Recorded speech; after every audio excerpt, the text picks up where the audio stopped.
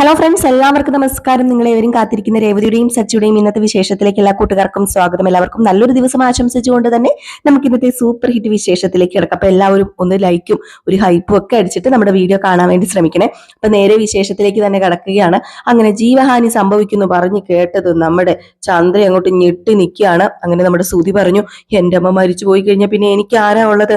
എന്റെ അമ്മ മരിച്ചു പോയി കഴിഞ്ഞാൽ പിന്നെ ഞാൻ ഒറ്റയ്ക്കായി പോകൂലേ എന്ന് പറയുമ്പോൾ ചന്ദ്രയ്ക്ക് കൂടുതലും കൂടെ പേടിയായി. എടുക്കാനൊന്നും പുള്ളിക്കാരിക്ക് പറ്റത്തില്ലേ, അതുകൊണ്ടാണ് എങ്ങനെയെങ്കിലും ഒന്ന് ഒഴിഞ്ഞു മാറാന്ന് വെച്ചത്. പക്ഷെ അതിനും പറ്റത്തില്ല, മരിച്ചു പോകും എന്നൊക്കെ കേട്ട് കഴിഞ്ഞിട്ടുണ്ടെങ്കിൽ ഇനിയിപ്പം വ്രതമല്ല, ഇനിയിപ്പോ എത്ര പ്രാവശ്യം ഒരു അമ്പലത്തിൽ പോയി ശയനപ്രദക്ഷിണം നടത്താന്ന് വെച്ചാലും നമ്മുടെ ചന്ദ്ര ചെയ്യും. അതുപോലെ ചന്ദ്രയ്ക്ക് ജീവനിൽ കൊതിയുണ്ട്. ഇതിനിടയ്ക്ക് നമ്മുടെ ചന്ദ്ര പറയുന്നുണ്ട്, വ്രതം എടുത്ത് ഭക്ഷണം കഴിക്കാതിരുന്നാലും ഞാൻ മരിച്ചു പോകൂലേ? അപ്പൊ ശ്രുതി പറഞ്ഞു, ഒരു ദിവസത്തേക്കല്ലേ? അയ്യോ, ഒരു ദിവസത്തേക്ക് പോയിട്ട് ഒരു നേരം പോലും നടക്കത്തില്ല, ഭക്ഷണം കഴിക്കാതിരിക്കാൻ എന്നെ കൊണ്ട് പറ്റത്തില്ല. മോനെ ശ്രുതി, എനിക്ക് വേണ്ടി നീയും കൂടി എടുക്ക്. എടാ, എന്നെ പട്ടിണിക്കിട്ട് കൊല്ലാൻ നോക്കുന്ന നീയൊക്കെ ഒരു മനുഷ്യനാണോടാന്ന് പറഞ്ഞിട്ട് നമ്മുടെ ചന്ദ്ര പോയി. അപ്പം ചന്ദ്ര അമ്പിലും വില്ലിലും എടുക്കത്തില്ല. ചന്ദ്ര പറയുന്നത്, ചത്താലും കുഴപ്പമില്ല, പട്ടിണി കിടന്ന് ചാകേണ്ട ആവശ്യമില്ലെന്ന. ഈ സമയത്ത് നമ്മുടെ ശ്രുതി പറഞ്ഞു, ഇതുപോലെ കൂട്ടിലിട്ട കിളികളായിട്ട് വല്ലതും ചെയ്യിച്ചാൽ മതിയായിരുന്നു. ബിസിനസിന്റെ ഒരു ടെൻഷനും ഇല്ല, കൂടോത്രവും ഇല്ല, ഏത് നേരവും ഇങ്ങനെ പാറിപ്പറന്ന് നടക്കാം. ഞാൻ ഇനിയിപ്പോ എന്ത് ചെയ്യും? എന്റെ ശ്രുതി വല്ലാത്തൊരവസ്ഥയായി പോയല്ലോ എന്ന്. ഈ സമയത്താണ് നമ്മുടെ ചന്ദ്രയാണെങ്കിൽ ദേഷ്യം വന്നിട്ട് നേരെ കയറി റൂമിലേക്ക് കയറി പോകാൻ തുടങ്ങുക. അങ്ങനെ റൂമിലേക്ക് കയറി പോകാൻ തുടങ്ങിയതും നമ്മുടെ ചന്ദ്ര എന്ത് ചെയ്തു? സ്റ്റെയർ കയറി പകുതി എത്തിയപ്പം പട്ടയെന്ന് പറഞ്ഞ് നിലത്ത് വീണു. അയ്യോ, എന്റെ നടുവേ, എന്റെ കാല്! ഓടി ചെന്നില്ലേ ശ്രുതി, അമ്മയ്ക്ക് വല്ലതും പറ്റിയോ അമ്മേ? അയ്യോ, എന്റെ അമ്മയ്ക്ക് എന്നാ പറ്റിയത്? എനിക്കൊന്നും പറ്റിയില്ല, നീ ഒന്ന് മാറിയിരിക്കുക. അപ്പൊ ശ്രുതി ചോദിച്ചാൽ, എന്താ അമ്മ വല്ലതും പറ്റിയോ? ഒന്നും പറ്റിയില്ല മോളെ. ആ അമ്മേ, ഇതൊരു സൂചനയാ. ഭാഗ്യത്തിന് എന്റെ അമ്മ രക്ഷപ്പെട്ടത്, ഇല്ലെങ്കിൽ എന്റെ അമ്മ ഇവിടെ വീണ് ചിഹ്ന ഭിന്നമായി പോയേനെ. കാലിന്റെയും നടുവിന്റെയും എല്ലൊക്കെ ഒടിഞ്ഞു പറഞ്ഞ് ഒരവസ്ഥ. നിർത്ര, മതി, നീ കൂടുതൽ ഇനി പറയണ്ട. സത്യം അമ്മേ, ഞാൻ സത്യമാ പറയുന്നത്. ആ ജ്യോത്സ്യം പറഞ്ഞതുപോലെ തന്നെ ഇപ്പൊ സംഭവിച്ചുകൊണ്ടിരിക്കുന്നത്. എന്റെ അമ്മ മരിച്ചു പോയേനെ. അങ്ങനെ മരിച്ചു പോയാല് എനിക്ക് ആരാ ഉള്ളത്? ദേ, മുട്ടയിലെ കൂടോത്ര പണി തുടങ്ങി അമ്മേ, പണി തുടങ്ങി. അത് തന്നെയാ ഇപ്പൊ എന്തേ ഈ സംഭവിച്ചത്. അമ്മ വ്രതം എടുക്കൂല എന്ന് പറഞ്ഞപ്പോ തന്നെ സംഭവിച്ചത് കണ്ടോ? എന്താ, അമ്മ വീണു. നാളെ രാവിലെ തൊട്ട് അമ്മ വ്രതം എടുത്തോ, ഇല്ലെങ്കിൽ അമ്മയുടെ ജീവൻ പോകും, എന്റെ അമ്മ തട്ടിപ്പോകും. ഇത് കേട്ടത് വീണ്ടും ചന്ദ്രയ്ക്ക് പേടിയായിട്ടോ. അപ്പോഴത്തേക്ക് നമ്മുടെ ശ്രുതി പറഞ്ഞു, ആന്റി, എനിക്കും പേടിയാവുന്നുണ്ട് ആന്റി. ആന്റിക്ക് എന്തെങ്കിലും സംഭവിച്ചാല് എന്റെ അമ്മയുടെ സ്ഥാനത്ത് ആന്റി. അത് പിന്നെ സ്റ്റെപ്പ് കയറി ഇപ്പൊ കാല് സ്ലിപ്പായതാ, നിങ്ങൾ പറയുന്ന പോലെ ഒന്നും അല്ല കാര്യങ്ങളെന്ന് ചന്ദ്ര. അപ്പൊ ശ്രുതി പറഞ്ഞു, അമ്മേ, എത്ര കാലമായിട്ട് ഈ സ്റ്റെപ്പ് കയറുന്നു ഇറങ്ങുന്നു, എന്നെങ്കിലും അമ്മ വീണിട്ടുണ്ടോ? അന്ന് രേവതി തറയിലെ എണ്ണ ഒഴിച്ചപ്പോ വീണില്ലേ? അത് തറയില് വീണ് കിടന്ന് എണ്ണ ചവിട്ടിപ്പഴല്ലേ വീണത്. ഇത് സ്റ്റെപ്പിൽ നിന്ന് വീണ കാര്യം ഞാൻ പറഞ്ഞത്. ഇങ്ങനെയൊന്നും അമ്മയ്ക്ക് ഒരിക്കലും സംഭവിച്ചിട്ടില്ല. എന്റെ അമ്മ സ്റ്റെപ്പിൽ നിന്ന് താഴെ വീണിട്ട് തലയിടിച്ച് തല പൊട്ടി തലച്ചോറ് ചോര വന്നിട്ട്, അയ്യോ, ഒന്നും മിണ്ടാതിരിക്കുന്നുണ്ടോ സുധി? നീ എന്തൊക്കെയാ പറയുന്നത്? ചുമ്മാ നീ പേടിപ്പിക്കാതെടാ. എനിക്ക് ഒന്നും സംഭവിച്ചില്ലെങ്കിൽ നിങ്ങൾ രണ്ടുപേരും കൂടെ എന്നെ കൊല്ലൂലോ, അങ്ങനെയാണല്ലോ നിങ്ങളിപ്പോ പറയുന്നത്. അമ്മ, അതുകൊണ്ടല്ല അമ്മേ, പരിഹാരം ചെയ്യമ്മേ. വേണ്ട വേണ്ട വേണ്ട, ഞാൻ ഒരു പരിഹാരവും ചെയ്യൂല, എന്നെ കൊണ്ട് വ്രതം എടുക്കാൻ പറ്റത്തില്ല എന്ന് പറഞ്ഞുകൊണ്ട് അവിടെ നിന്ന് വീണ്ടും എണീറ്റ് പതൊക്കെ കാലൊക്കെ ഒന്ന് ചവിട്ടി കുടഞ്ഞ് നൂർത്തിട്ട് സ്റ്റെയർ കയറി പോവുകയാണ് പുള്ളിക്കാരി. കയറി പോകുന്നത് കണ്ടിട്ട് നമ്മുടെ ശ്രുതി പറയാ, ശ്രുതിയോട്, അമ്മയുടെ കാലിനൊരു കുഴപ്പമില്ലല്ലോ. അപ്പൊ ഇനി ആന്റി വ്രതം എടുക്കത്തില്ല. അയ്യോ ശ്രുതി ഇനി എന്ത് ചെയ്യാനാ? വ്രതം എടുത്തില്ലെങ്കിൽ എന്ത് ചെയ്യാൻ പറ്റും? അല്ല ശ്രുതിനെ എനിക്ക് വലിയ ഇഷ്ടമാണല്ലോ. അല്ല, നീ എടുത്താലും പോരെ? ഓ, വേണ്ടല്ലേ, അമ്മയുടെ അത്ര ഇല്ലല്ലേ എന്നൊക്കെ പറഞ്ഞിട്ട് ഈ സമയത്ത് ശ്രുതി അങ്ങ് മുങ്ങുകയും ചെയ്തു കേട്ടോ. പിന്നെ കാണിക്കുന്ന സീൻ എന്ന് പറഞ്ഞാൽ രേവതീനെ സച്ചി വിളിക്കുക, രേവതി രേവതി രേവതിന്ന്. അപ്പോഴത്തേക്ക് നമ്മുടെ സച്ചി വെച്ച്, എന്തിനാ ഈ കിടന്ന് അലറുന്നത്? കുളിക്കാൻ വെള്ളമില്ലെന്നേ, പോയി മോട്ടർ ഇട്ടാ പോരെ സച്ചേട്ടാ? ഞാൻ മോട്ടർ ഇട്ടു, മോട്ടർ കേടാന്ന് തോന്നുന്നു, വെള്ളം എടുക്കുന്നില്ല. ആഹാ, അപ്പൊ ഞാൻ നേരത്തെ കുളിച്ചേതായാലും രക്ഷപ്പെട്ടു. ബെസ്റ്റ്. അപ്പോഴത്തേക്ക് നമ്മുടെ ചന്ദ്ര ഇറങ്ങി വരിക. ചന്ദ്ര വന്നിട്ട്, എന്താ ഇവിടെ വെള്ളമില്ലേ? ഇതുവരെ വെള്ളം വരാറായില്ലേ? രാത്രി ടാങ്കിൽ വെള്ളം അടിക്കണമെന്ന് നിനക്ക് അറിയത്തില്ല രേവതി, നീ അത് മറന്നുപോയോ? അപ്പോഴത്തേക്ക് നമ്മുടെ സച്ചി പറഞ്ഞു, അല്ല, കൈയുണ്ടല്ലോ, അടിക്കത്തില്ലായിരുന്നോ? അപ്പോഴത്തേക്ക് നമ്മുടെ രേവതി പറഞ്ഞു, അങ്ങനെ ചെയ്തു കഴിഞ്ഞിട്ടുണ്ടെങ്കിൽ രാവിലെ തന്നെ അമ്മയ്ക്ക് എന്നെ വഴക്ക് പറയാൻ പറ്റുമോ സച്ചേട്ടാ? ഓ പിന്നെ, എടി, മോട്ടറിന് കുഴപ്പമൊന്നും ഇല്ലായിരുന്നല്ലോ, നീ വല്ല പണിയും ഒപ്പിച്ചോ? അപ്പോഴത്തേക്ക് നമ്മുടെ സച്ചിക്ക് ദേഷ്യം വന്നിട്ട് പറഞ്ഞു, ഈ വീട്ടിൽ എന്ത് നടന്നാലും പണി ഒപ്പിക്കുന്ന അവളാ, ഇതെന്താ അമ്മ ഇത്? അപ്പോഴത്തേക്കുമാണ് നമ്മുടെ ശ്രുതി, അമ്മേ വെള്ളമില്ലമ്മേ, അമ്മേ വെള്ളമില്ലമ്മേ എന്ന് പറഞ്ഞ് കുറെ പതയും ഒക്കെ ആയിട്ട് ഇങ്ങനെ കുളിച്ച് പാതി കുളിച്ചിട്ടുണ്ട് കേട്ടോ, ഇങ്ങനെ ഇറങ്ങി വരുന്നത്. എന്റെ കണ്ണിൽ മൊത്തൊക്കെ സോപ്പാണ്. പതുക്കെ കണ്ണിൽ 2 സോപ്പ് മാറ്റിയിട്ട് അമ്മയ്ക്ക് എന്നെ കാണാമോ? എനിക്ക് അമ്മേനെ കാണാൻ പറ്റുന്നില്ലമ്മേ, എന്നൊക്കെ പറഞ്ഞിട്ട് എന്തൊക്കെയോ കാണിച്ചിട്ട് ചെറിയ രീതി കാണാനൊക്കെ പറ്റി. എന്നിട്ട് പറഞ്ഞു അമ്മേ വെള്ളമില്ലമ്മേ, കുളിക്കുന്ന വെള്ളം തീർന്നു പോയി. എടാ മോട്ടർ പണി മുടക്കിയിടാ, വെള്ളം അതുകൊണ്ടാ വരാത്തത്. പിന്നെ ഞാൻ എങ്ങനെയാ സച്ചി കുളിക്കുന്നത്? എനിക്ക് കുളിച്ചല്ലേ പറ്റത്തുള്ളൂ. അമ്മേ എന്റെ അവസ്ഥ കണ്ടില്ലേ, ഞാൻ ആകെ പതഞ്ഞ് പൊങ്ങി നിൽക്കുക, എനിക്കൊക്കെ കണ്ണ് നീറിയിട്ട് മേല, ഒരു തുള്ളി വെള്ളമില്ല. അപ്പൊ സച്ചു പറഞ്ഞു നിനക്ക് വേണമെങ്കിൽ ഞാൻ ടിഷ്യൂ തരാടാ, അതുകൊണ്ട് നീ അങ്ങോട്ട് തുടച്ചാൽ മതി. ഞാനേ ഒരു ബിസിനസ്മാനാ, എനിക്ക് ടിഷ്യൂ കൊണ്ടൊന്നും തുടയ്ക്കാൻ പറ്റത്തില്ല. ഓ എന്നാ പിന്നെ ബിസിനസ്സുകാരനെ അവിടെ നിൽക്ക്. അമ്മേ എന്താ അമ്മ ഇത്, ഞാൻ എങ്ങനെ കുളിച്ചു കയറും, എനിക്ക് വെള്ളം വേണം. അപ്പോഴത്തേക്ക് നമ്മുടെ സുധി പറഞ്ഞല്ല, സുധിയല്ല, നമ്മുടെ ചന്ദ്ര പറഞ്ഞു കുറച്ച് വെള്ളം എവിടെന്നെങ്കിലും കൊണ്ട് കൊടുക്ക്, ഒരു കാര്യം ചെയ്യ, ആരെങ്കിലും ഒന്ന് കോരി കൊടുക്ക. പിന്നെ ഇപ്പൊ അവന് കോരി കൊടുക്കാൻ എന്റെ പെണ്ണുമ്പിള്ളിയില്ല, ഞാൻ കോരി കൊടുക്കത്തില്ലെന്ന്. ഈ സമയത്ത് ശ്രീകാന്തും വന്നു, അതുപോലെ വർഷയും വന്നു. എല്ലാവർക്കും വെള്ളമില്ല, എല്ലാവർക്കും സ്റ്റുഡിയോയിൽ പോകണം, അതുപോലെ തന്നെ നമ്മുടെ ശ്രീകാന്തിന് ഹോട്ടലിൽ പോകണം. അങ്ങനെ അവനവൻ അവൻ്റെതായ ജോലികളൊക്കെ ഇല്ലേ. രാവിലെ വെള്ളമില്ലാതെ ആയിട്ടുണ്ടെങ്കിൽ എന്തായിരിക്കും അവസ്ഥ ഒരു വീട്ടില്?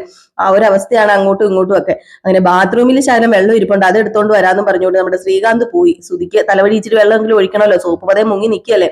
ഈ സമയത്ത് നമ്മുടെ സച്ചി എന്ത് ചെയ്തു, നേരെ മോട്ടർ നന്നാക്കുന്ന ചേട്ടനെ വിളിക്കുക. ചേട്ടാ ഈ വീട്ടിലെ മോട്ടർ കേടാ, ഒന്ന് നന്നാക്കണേ എന്ന് പറഞ്ഞ് ഫോൺ വിളിച്ച് ഇങ്ങനെ പറയുകയാണ്. അപ്പോഴത്തേക്കും ആ പുള്ളിക്കാരൻ പറഞ്ഞു ആ വരാം ഏതായാലും കുറച്ച് താമസിക്കുന്നു പറഞ്ഞു. അപ്പോഴത്തേക്കും ആണെങ്കിൽ നമ്മുടെ ശ്രീകാന്ത് വെള്ളം കൊണ്ടുപോയി നേരെ കൊടുത്തു കേട്ടോ നമ്മുടെ സുധിക്ക്. ഈ സമയത്താണ് എല്ലാവർക്കും തിരക്ക്. അപ്പം നമ്മുടെ രേവതിയോട് പറയാണ്, അത് പിന്നെ ചന്ദ്രയ പറയുന്നത്, അത് പിന്നെ നിനക്ക് ഇതൊക്കെ നേരത്തെ ഒന്നും നോക്കി ഇങ്ങനെ ചെയ്യത്തില്ലായിരുന്നു രേവതി. ഓ ശ്രുതിക്ക് പോണം, വർഷയ്ക്ക് പോണം, എന്റെ സുധി മോനും പോണം. അപ്പോഴത്തേക്ക് നമ്മുടെ സച്ചു പറഞ്ഞു പിള്ളാരെ പോലെ ഇങ്ങനെ കിടന്ന് കരയാതെ, ഇവിടെ കിണറുണ്ടല്ലോ, തൊട്ടിയും കയറും ഉണ്ട്, കുളിക്കേണ്ടവര് വെള്ളം കോരി അങ്ങോട്ട് കുളിക്കണം. അപ്പോഴത്തേക്ക് നമ്മുടെ ചന്ദ്ര ശരിയല്ലോ രേവതി, എല്ലാവർക്കും കുളിക്കാനുള്ള വെള്ളം കോരിയിട്ട് വാ രേവതി. അപ്പൊ സച്ചു പറഞ്ഞു പറ്റത്തില്ല, അത് പറ്റത്തില്ല, മെക്കാനിക്ക് വരുന്നവരെ വെയിറ്റ് ചെയ്യാൻ പറ്റാത്തവര് കോരി തന്നെ അങ്ങോട്ട് കുളിച്ചാൽ മതി, അല്ലാതെ രേവതി കോരി കുളിപ്പിക്കത്തില്ല ആരെ. ഇവിടത്തെ അച്ഛന്റെ പുഞ്ഞാര മോള, അതുകൊണ്ട് ഒരിക്കലും അങ്ങനെ ചെയ്യത്തില്ലെന്ന് പറഞ്ഞ് രേവതിനെ കൂട്ടിക്കൊണ്ട് നമ്മുടെ സച്ചി സ്റ്റെയർ കയറി അങ്ങ് പോയിട്ടോ. നമ്മുടെ ശ്രീകാന്താണ് ഇനി എന്ത് ചെയ്യും, വെള്ളം കോരി കുളിക്കണമല്ലോ. വർഷയാണെങ്കിൽ വല്ലാത്തൊരു കഷ്ടത്തില്. അപ്പൊ വർഷ പറഞ്ഞു ശ്രീകാന്ത് ഇപ്പൊ എന്താ ചെയ്യുക? സച്ചേട്ടൻ പറഞ്ഞില്ലേ മെക്കാനിക്ക് ഇപ്പൊ വരും, നമുക്ക് വെയിറ്റ് ചെയ്യാം, അല്ലാതെ പിന്നെ എന്ത് ചെയ്യാനാ, അല്ലെങ്കിൽ പിന്നെ വെള്ളം കോരി കുളിക്കേണ്ട വരും. അപ്പൊ ചന്ദ്ര കോപ്പ് വെള്ളം ഇല്ലാതെ ഇനിയിപ്പൊ എന്താ ചെയ്യുക? അവളുടെ അഹങ്കാരം കണ്ടില്ലേ, അവൾ അഹങ്കരിക്കാനും തുടങ്ങി. ഈ പൊന്നാര മോളച്ഛന്റെ എന്തൊക്കെ കണ്ടാലാ ഇനി എന്നൊക്കെ പറഞ്ഞുകൊണ്ട് വെള്ളമില്ലേലും കുറ്റം ആർക്കാന്നറിയാമോ? നമ്മുടെ രേവതിക്ക് തന്നെയാണ്. ഈ സമയത്ത് മെക്കാനിക്ക് വന്നു ഇങ്ങനെ ഓരോന്നൊക്കെ ചെയ്തു വെച്ചോണ്ടിരിക്കുകയാണ്. അങ്ങനെ മെക്കാനിക്ക് നോക്കി, എന്നിട്ട് മെക്കാനിക്ക് പറഞ്ഞു ഇതിന്റെ കോയിലൊക്കെ പോയിരിക്കുകയാണ്, ഇതൊക്കെ ഒന്ന് മാറ്റണം, അതിന് എന്താന്ന് വെച്ചാൽ ചെയ്തോ, ഏതായാലും ശരിയാക്കിയിട്ട് പോയാൽ മതി എന്ന് പറഞ്ഞു. എന്നാൽ പിന്നെ ഞാൻ പോയി മേടിച്ചിട്ട് വരാന്ന് പറഞ്ഞിട്ട് അയാൾ പറഞ്ഞു ഞാൻ ഇവിടെ ഫ്യൂസ് ഊരിയിട്ടിരിക്കുക, അതെടുത്ത് കുത്തരുത്, അതെടുത്ത് കുത്തി കഴിഞ്ഞിട്ടുണ്ട് സ്വിച്ചിലേക്ക് കറണ്ടിലേക്ക് പാസ്സാകും, സ്വിച്ചിലേക്ക് കറണ്ട് പാസ്സാകും, അതുകൊണ്ട് സൂക്ഷിച്ചും കണ്ടും വേണം കൈകാര്യം ചെയ്യാനായിട്ട്, ഏതായാലും ഫ്യൂസ് കുത്തുക ചെയ്യണ്ടെന്ന് പറഞ്ഞിട്ടാ പോകുന്നത്. ഏതായാലും സച്ചു പറഞ്ഞു ഓക്കെ എന്ന് പറഞ്ഞു. സച്ചിയോട് മാത്രമാണ് ഇത് പറഞ്ഞേക്കുന്നത്, വേറെ ആരും അറിഞ്ഞിട്ടുമില്ല.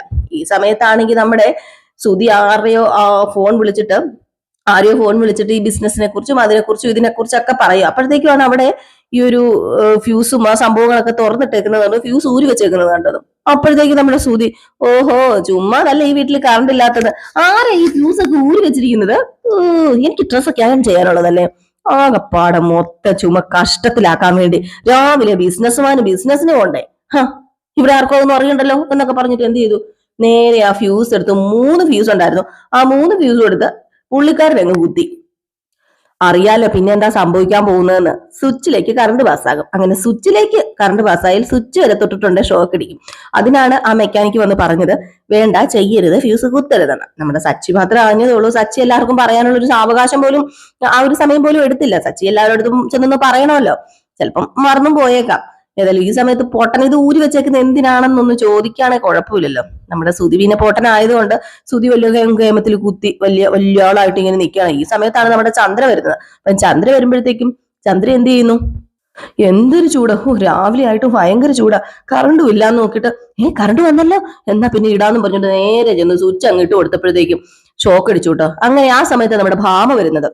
ഭാമ പേടിച്ചാട്ടോ വരുന്നത്. ഈ സമയത്ത് ഷോക്ക് അടിച്ച് നമ്മുടെ ചന്ദ്ര ഇങ്ങനെ നിൽക്കുക, കയ്യും ഇങ്ങനെ ആട്ടിയായിട്ട് നിൽക്കുക. നമ്മുടെ വെട്ടത്തെ സീനെ ഞാൻ ഇന്നലെ പറഞ്ഞായിരുന്നു പ്രേമയില്ല, ആ വെട്ടസിലെ സീൻ പോലെ ഇങ്ങനെ നിൽക്കുകയാണ്. അപ്പം ഷോക്ക് അടിച്ചിട്ട് ഇങ്ങനെ നിൽക്കുമ്പോഴത്തേക്കും പോന്ന് പറയുന്ന പോലെ, വാന്നല്ല സോറി പോന്ന് ഇങ്ങനെ പോന്ന് പറയുന്ന പോലെയാ തോന്നുന്നത്.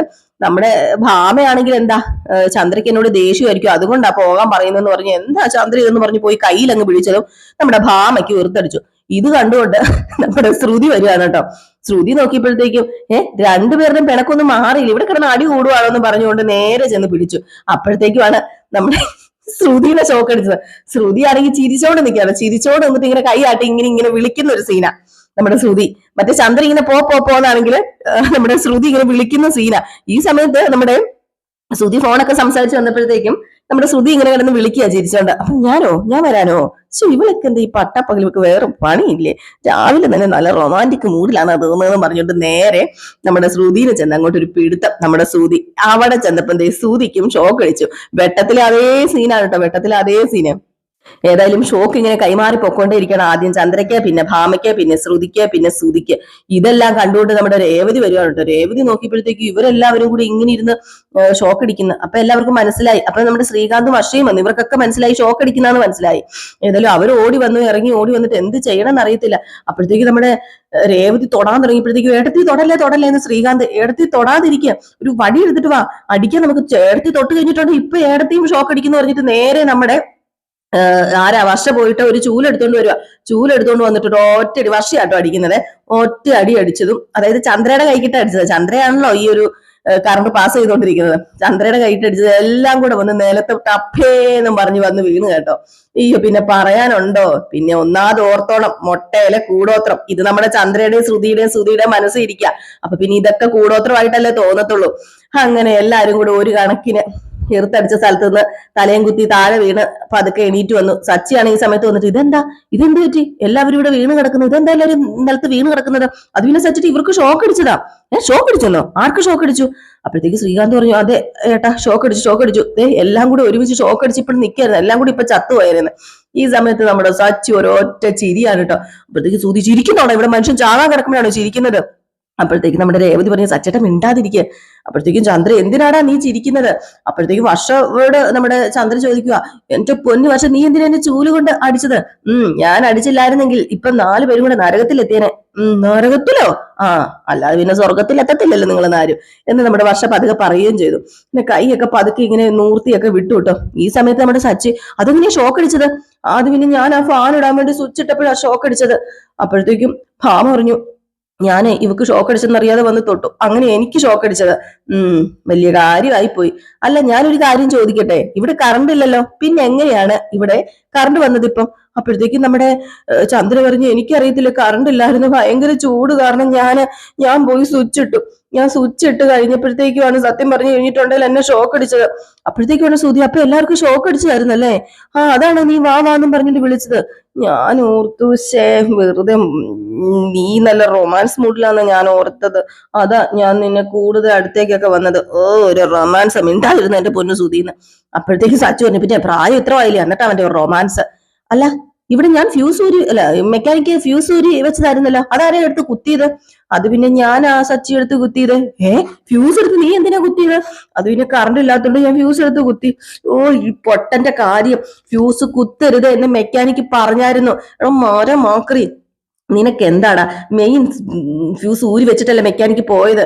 അത് ഊരി വെച്ചാലല്ലേ മെക്കാനിക്കിന് കാര്യങ്ങളൊക്കെ ചെയ്യാൻ പറ്റത്തുള്ളൂ. അത് പിന്നെ അത് ഞാൻ അറിഞ്ഞോ? എനിക്ക് അയൺ ചെയ്യാൻ വേണ്ടി എടുത്ത് കുത്തിയത്. എനിക്ക് എന്റെ ഷോറൂമിൽ പോകണ്ടേ? ഇപ്പൊ ഷോറൂമിലേക്കല്ല, ഇപ്പൊ എല്ലാം കൂടെ മുകളിലേക്ക് കെട്ടിയെടുത്തേനെ. ഞാൻ പറയുന്നില്ല. അപ്പോഴത്തേക്ക് നമ്മുടെ ശ്രീകാന്ത് എല്ലാരെയും നോക്കി ഒന്ന് ചിരിച്ചോണ്ടൊക്കെ ഇരിക്കാൻ കേട്ടോ. ഭാമയാണെ ഏത് സമയത്താണോ വന്ന് കയറാൻ തോന്നിയത് ഇങ്ങനെ ഓർക്കുക. ഈ ഒരു സമയത്ത് നമ്മുടെ സച്ചി പറഞ്ഞു, ഇവിടെ നിന്നാ ഇനിയും ഷോക്ക് അടിക്കും, മര്യാദയ്ക്ക് എല്ലാവരും പോകാൻ നോക്കി, ഞാൻ ഫ്യൂസ് പോയി ഊരി വെക്കട്ടെ എന്ന് പറഞ്ഞുകൊണ്ട് നമ്മുടെ സച്ചി ഫ്യൂസ് ഊരാനും അങ്ങ് പോയി. ഈ സമയത്ത് നമ്മുടെ ചന്ദ്ര പറയാ, എന്റെ പൊന്നു ഇനിയിപ്പോ എന്ത് ചെയ്യും, എനിക്ക് അറിയത്തില്ല, എന്റെ കൈ നന്നായിട്ട് വേദന എടുക്കുക. അപ്പൊ സുധി പറഞ്ഞു, ഷോക്ക് അടിച്ചപ്പോ എനിക്കൊരു കാര്യം മനസ്സിലായി.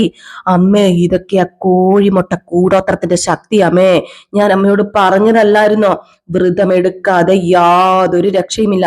ഞാൻ മെയിൻ സ്വിച്ചിന്റെ അടുത്തേക്ക് പോയി ഫ്യൂസ് കുത്തി, എന്നെ കൊണ്ട് അദൃശ്യ ശക്തി കുത്തിച്ചതാ. അപ്പന്തേ കറക്റ്റ് സമയത്ത് അമ്മ വന്ന് സ്വിച്ച് ഇടാനും, വേറെ ആരും ആ സമയത്ത് വന്ന് സ്വിച്ച് ഇട്ടില്ലല്ലോ. ആ സമയത്ത് അമ്മ വന്നല്ലേ സ്വിച്ച് ഇട്ടത്. അപ്പൊ പിന്നെ നമുക്ക് രണ്ടുപേർക്കും തന്നെയാ ജീവഹാനി ഉണ്ടാകാൻ പോകുന്നത്. ആ നമ്പൂതിരി പറഞ്ഞത് ശരിയാ. എന്റെ ദൈവം, നമ്മൾ അതിന്റെ അറ്റത്തെത്തി നിൽക്കുക. ഭാഗ്യം കൊണ്ട് എന്റെ അമ്മയും ഞാനൊക്കെ രക്ഷപ്പെട്ടത്. നമ്മൾ രണ്ടുപേരും കാരണം ഇതൊക്കെ സംഭവിച്ചത്. അപ്പൊ നമുക്ക് തന്നെയാ പ്രശ്നം. ഞാൻ പറഞ്ഞതുപോലെ പരിഹാര കർമ്മം ചെയ്യുന്നതായി എല്ലാവർക്കും നല്ലത്. നോക്കിക്കോ, ഇല്ലെങ്കിൽ ജീവൻ പോകും, ജീവൻ എടുക്കും. നമുക്ക് വ്രതമെടുത്ത് ക്ഷേത്രത്തിൽ പോകാമേ. ഞാനോ?